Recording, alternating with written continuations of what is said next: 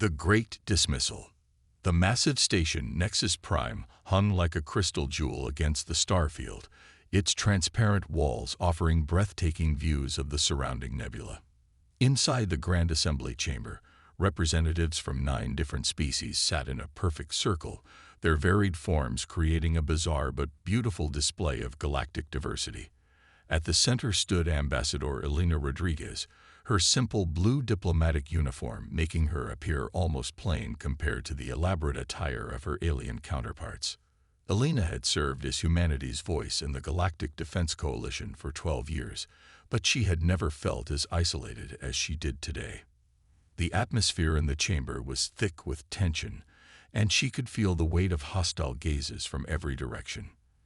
"The evidence is overwhelming," declared General Thexara, the 7-foot-tall reptilian commander of the Saurian hegemony. Her scales shimmered with an angry red hue as she spoke. "Humanity's so-called tactical innovations have caused nothing but chaos and destruction within our coalition forces."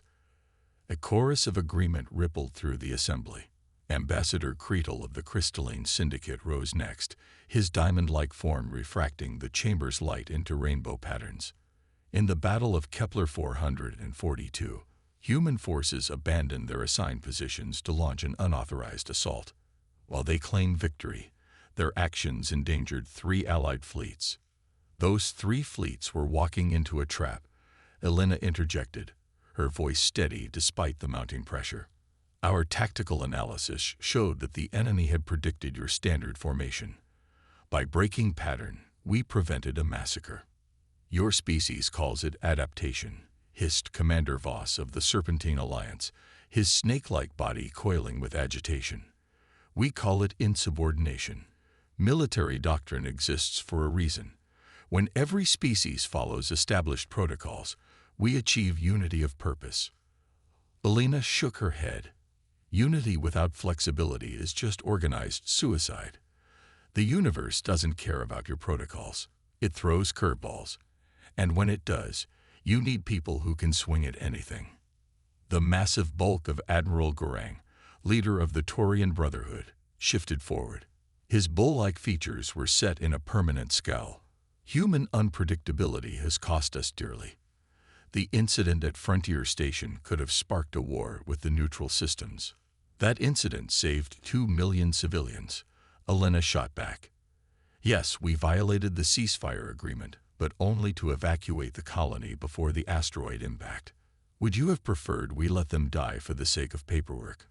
"The rules exist to prevent larger conflicts," declared Ambassador Lith Era of the Ethereal Collective, her ghostly form flickering with disapproval. "Your species consistently chooses emotional responses over logical analysis." Elena felt her frustration building, but she forced herself to remain calm. These beings had worked alongside humans for over a decade, yet they still didn't understand what made her species unique. "You're right," she said, surprising everyone in the chamber. "We are emotional. We are unpredictable. We break rules and ignore protocols when they don't serve the greater good. And that's exactly why you need us." She activated her holographic display, showing recent battle footage. 3 months ago, the Vexte Raiders hit the mining colonies in the Outer Rim. Your combined fleets responded with perfect coordination, using textbook tactics that any military academy would applaud. The Raiders escaped with minimal losses because they had studied those same textbooks. The display shifted to show a different battle. When the same Raiders hit the Terran colonies, they faced Captain Sarah Mitchell and her squadron. She used a maneuver that doesn't exist in any manual. She strapped mining charges to her fighters and used them as improvised torpedoes. It was insane, dangerous, and completely unpredictable. It was also devastatingly effective. "One successful battle does not justify," began General Thexara. "It's not just one battle," Elena interrupted. "Look at the statistics. Human-led operations have a 73% higher success rate than pure coalition forces. Human medical teams have developed cures for 17 different plagues by refusing to accept that it can't be done. Human engineers have solved infrastructure problems by building things that shouldn't work according to your physics models. but do work in reality. She paused, looking directly at each representative.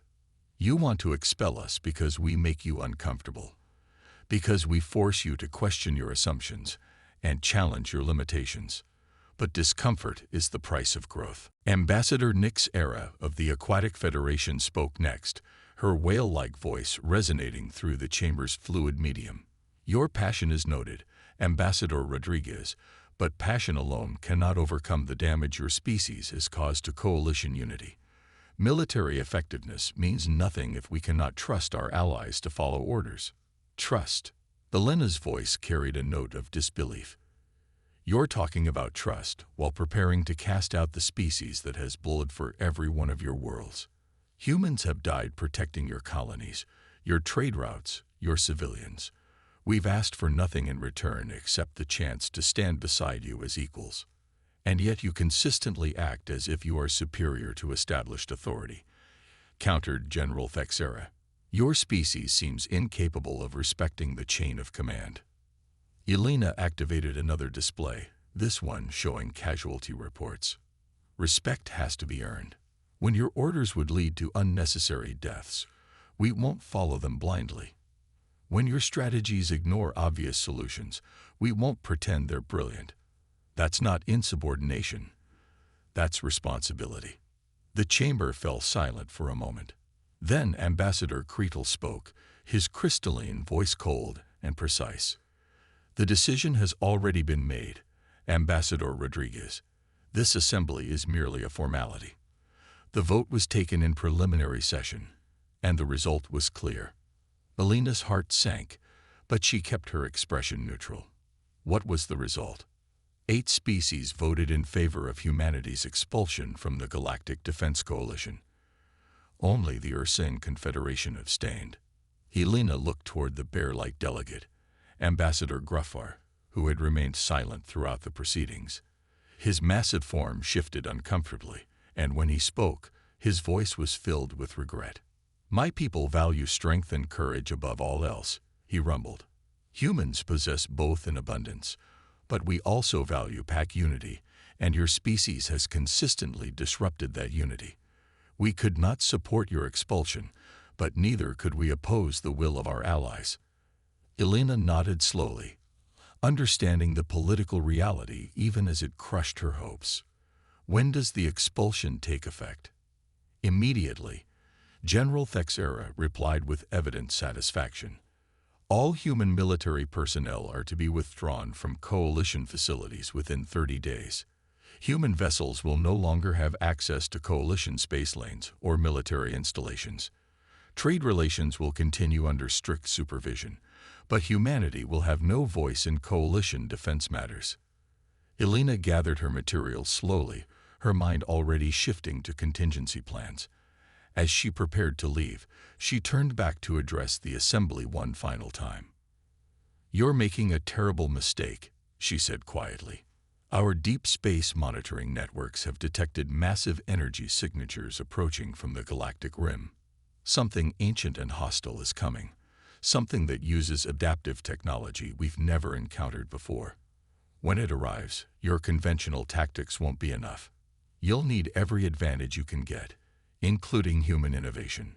General Thexera's scales shifted to a dismissive green. More human dramatics. If such a threat existed, our own sensors would have detected it. Your sensors are designed to detect known threats, Elena replied. This enemy uses stealth technology that operates on principles we're still trying to understand.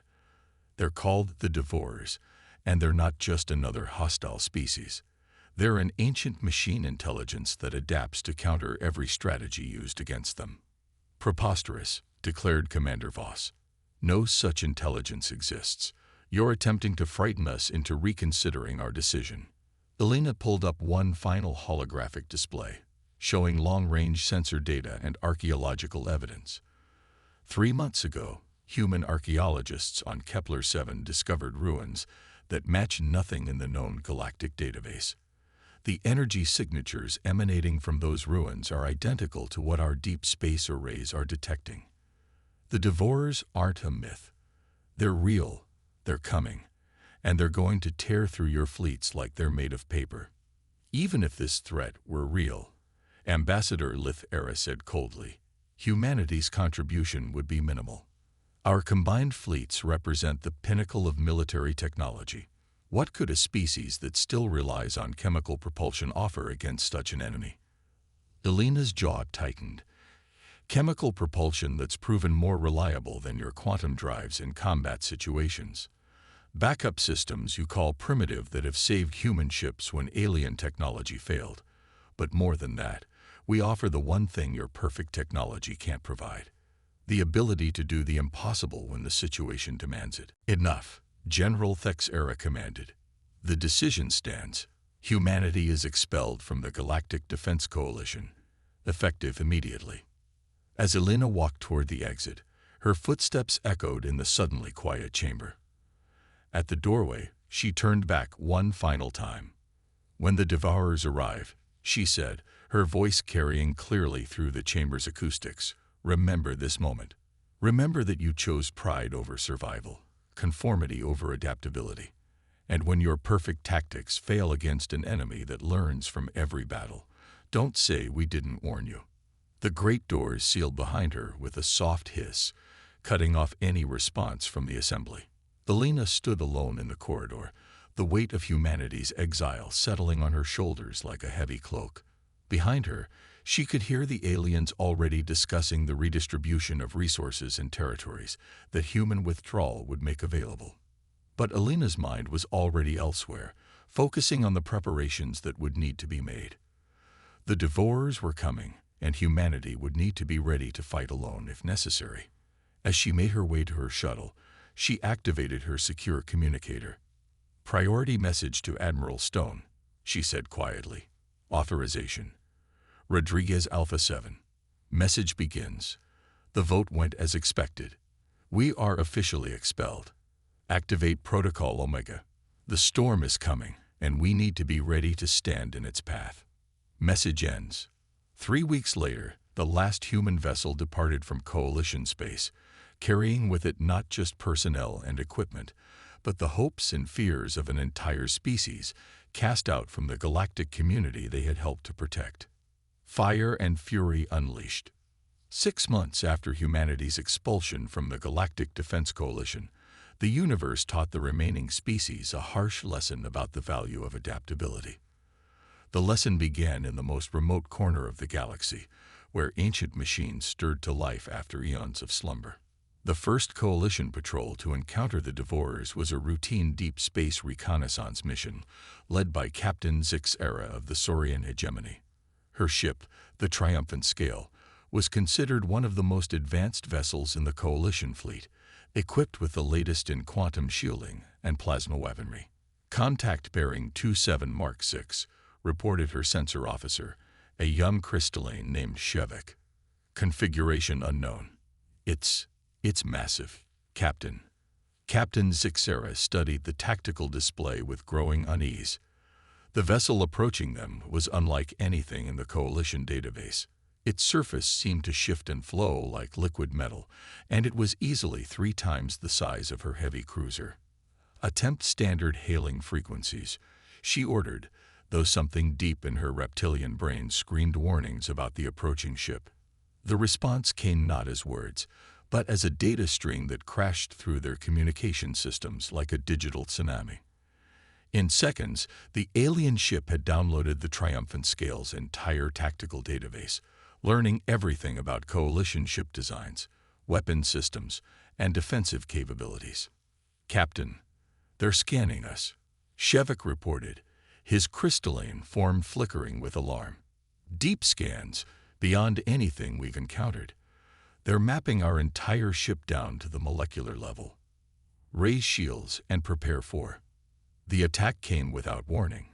Beams of coherent energy, perfectly calibrated to penetrate Coalition shielding at its weakest points, tore through the Triumphant Scale's defenses.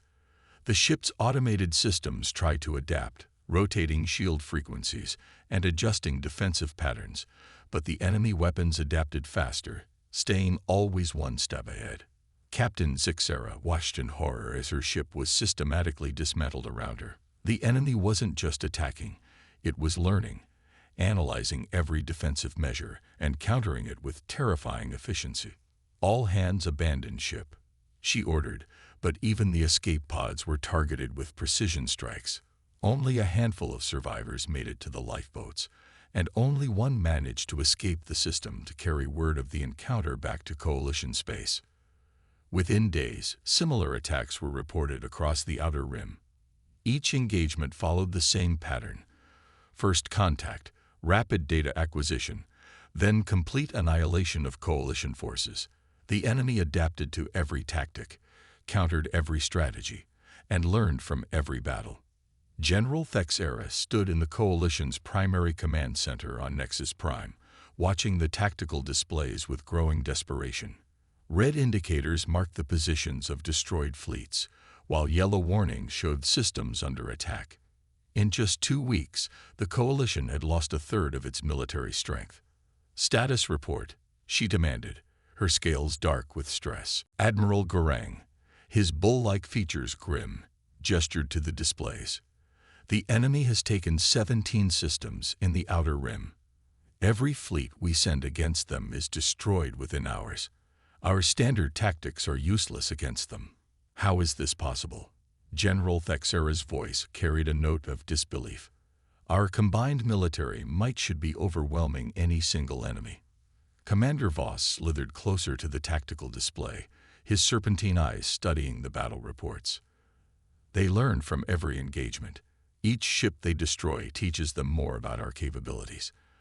By the time our reinforcements arrive, they've already adapted to counter our weapons and tactics." "Then we need new tactics," the general declared. "Something they haven't seen before." "Such as what?" Ambassador Cretel's crystalline form flickered with frustration. "We've tried everything in our tactical databases. Pincer movements, feints, overwhelming force, surgical strikes. Nothing works. They adapt to everything." An uncomfortable silence fell over the command center. Then Ambassador Gruffar of the Ursine Confederation spoke up, his deep voice carrying a note of reluctant wisdom. "There is one tactical doctrine they haven't encountered," he said slowly. "One approach to warfare that isn't in any of our databases." General Thexera's eyes narrowed. "What are you suggesting?" "Human tactics," Gruffar replied simply. "Unpredictable, chaotic, constantly changing approaches that don't follow any established patterns." "Absolutely not." General Thexera's scales flushed red with anger. "Humanity was expelled for their inability to follow proper military protocol. We will not legitimize their chaotic methods." "Even if those methods could save us?" Gruffar asked quietly. Before the general could respond, alarms began blaring throughout the command center. The main display shifted to show an incoming priority transmission from the front lines. "This is Admiral Cathera aboard the Stellar Victory," came a frantic voice. "The enemy has broken through our defensive line. They're heading directly for the core systems. Our entire battle group has been destroyed. They're coming for Nexus Prime." The transmission cut to static, leaving the command center in stunned silence. Through the massive viewing ports, they could see distant flashes of light as the battle reached the outer edges of the Nexus system. "How long do we have?" General Thexera asked, her voice suddenly quiet. "At their current rate of advance, 6 hours," reported the duty officer. "Maybe less." It was then that the impossible happened. A new contact appeared on the edge of the system, followed by another, then dozens more. The sensor readings were unmistakable. Human ships, moving in the chaotic, unpredictable formations that had so frustrated Coalition commanders. "General," the communications officer reported, "we're receiving a transmission from the human fleet. It's Admiral Marcus Stone." General Thexera's scales shifted through several colors as conflicting emotions warred within her. On screen, the display showed a weathered human face, scared by years of combat. Admiral Stone's gray eyes held no trace of mockery or triumph, only grim determination. "General Thexera," he said simply, "we heard you were having some trouble." "You were expelled from Coalition space," the general replied, though her voice lacked conviction. You have no authority here. Authority. Stone's weathered face cracked a slight smile. I don't need authority to defend civilized beings against genocidal machines. The question is, are you willing to work with us? Or would you prefer to maintain your pride while your worlds burn? General Thexera looked around the command center, seeing the fear in the eyes of her fellow commanders. Pride was a luxury they could no longer afford. What do you propose? She asked. Integrated command structure. Stone replied immediately. Your ships follow human tactical doctrine. No questions, no second-guessing, no hesitation. When we say jump, you don't ask how high, you just jump and figure out the details later. That's completely contrary to established military. Your established military doctrine got your fleets massacred. Stone interrupted bluntly. These devourers learn by studying patterns. We're going to give them chaos instead. The general's scales rippled with indecision. Everything in her training, her culture, her very nature rebelled against the idea of abandoning military protocol. But the alternative was extinction. Very well, she said finally, but I want to observe these tactics personally. I'm transferring my flag to your command ship. Understood. Stone nodded. Welcome aboard the Indomitable, General. Try to keep up. The next few hours were unlike anything in Coalition military history. Human ships weaved through space in patterns that defied conventional tactical analysis, their movements seeming random but somehow coordinated. Coalition vessels struggled to match the chaotic dance, their commanders fighting years of training to follow human lead ships in maneuvers that made no strategic sense. The Devourer fleet approached Nexus Prime with the same methodical precision they had shown in every previous engagement. Their adaptive systems began analyzing the defending forces, cataloging ship types and weapon signatures, preparing countermeasures for the standard coalition defensive patterns they expected to encounter. Instead, they found madness. Human fighters launched attacks that violated every principle of tactical doctrine, diving into Devourer formations with suicidal abandon before breaking off at the last second. Coalition heavy cruisers found themselves providing cover for human destroyers executing flanking maneuvers that exposed them to devastating counterattacks, only to discover that the exposed positions were actually elaborate feints. Captain Sarah Mitchell, now flying with the human irregulars, led her squadron in an attack that would have resulted in court-martial under coalition law.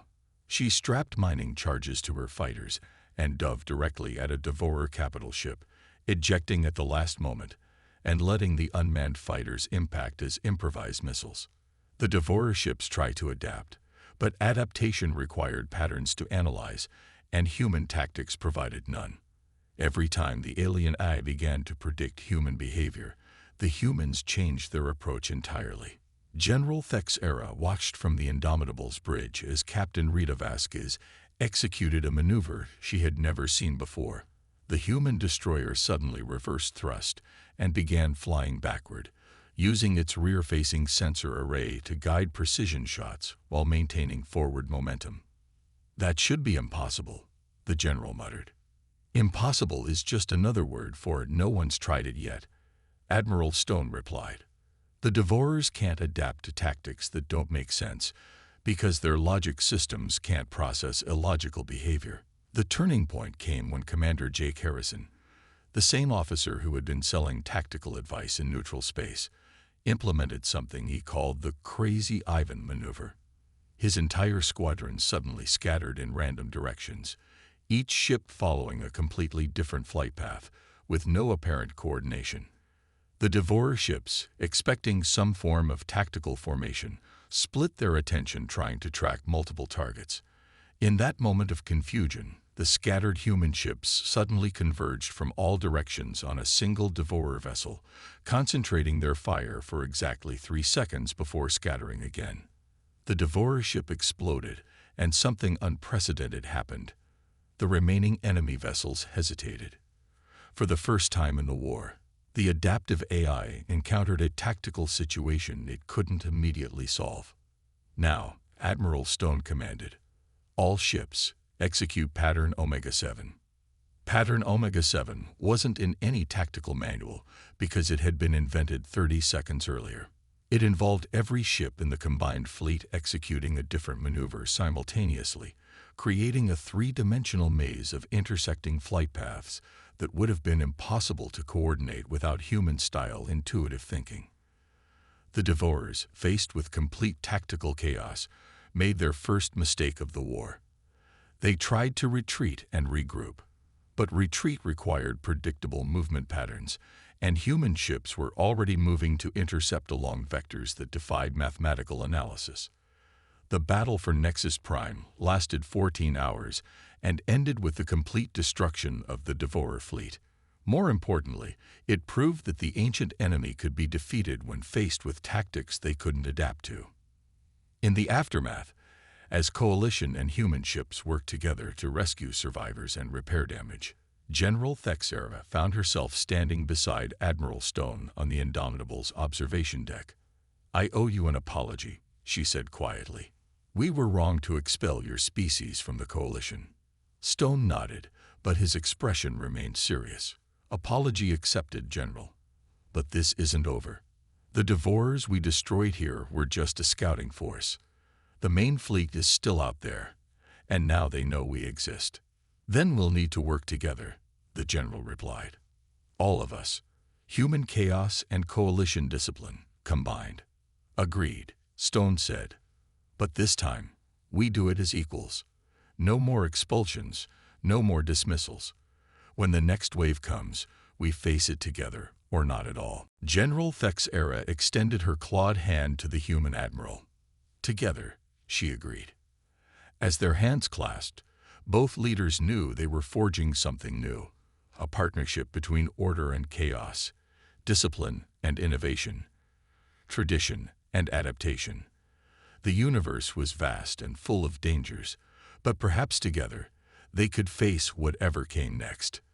The Devourers would return, but when they did, they would find not separate species following predictable patterns, but a united force capable of the one thing that terrified ancient machine intelligences, the ability to be beautifully, chaotically, impossibly human.